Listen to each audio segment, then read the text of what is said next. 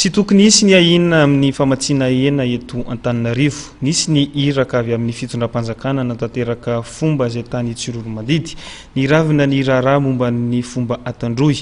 Ity farany izay nampitandriny tsy hamatsy omby raha tsy hita ny marina momba ny raharaha famonoana atandroy tany Tsororomandidy nandritra ny hetsika fahalemana. Fanazavana izay entiny Maka Alphonse, mpikambana ao anatin'ny FFM anisan'ny délégation tany Tsororomandidy. Tamin'ny sabotsy teo zany ny fanatanterahana ny fampihavanana teo amin'ny atandroy sy ireo mpitondra fanjakana zany dia natao tamin'io zany dia fomban-drazana natao. Raha ny fomban-drazana atandroy dia misy ny atao hoe tafara. Raha misy olona anankiray mamono olona zany dia ny réparation zany raha ilazana azy amin'ny teny vahiny dia mandoa ao omby telopolo. Enina ny olona maty dia ny fanjakana zany nandray andraikitra amaharay mandreny azy dia nandoa 2.70 tapitrisa ariary ataontsika hoe entina handevina an'ireo olona ireo sady koa fanomezam-boninahitra ny velona. Dia faharoa nandefa ny razana satria mbola nisy razana anankiroa tao be mahatazana nandefa any Androy. Zay zany nataon'ny fanjakana. Dia nisy omby anankiroa ny vonoina, omby voalohany zany dia noentina ataontsika hoe nanjojo na napity satria nisy velona misy orona natao zany hoe omby mavo ny vonoina tamin'ny 9 janvier.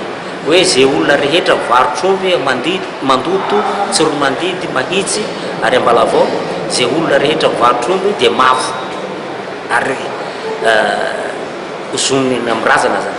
Dia zay zany nisy fomba anankiray, omby anankiray vonoina hoe mba manadio ny olona rehetra.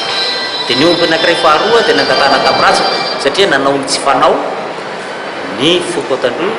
Ny anay rehefa misy olona maty ka milevina dia tsy azo fokarina intsony, nefa moa tsy fomba anaovana dia nisy omby anankiray koa nangatahana fitahina amin'ny razana.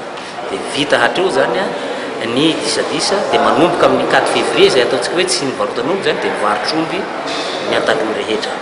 Tonga tany moa Ramatoa, directeur de cabinet ny président sy ny sénateur avy any Androy ary somby tena maromaro, nisy avy amin'ny comité d'expert, nisy avy any amin'ny FFM, dia ireo zany natanteraka an'izay ary ireo foko rehetra tao atandroy tao Tsororomandidy zany nanao an'izay.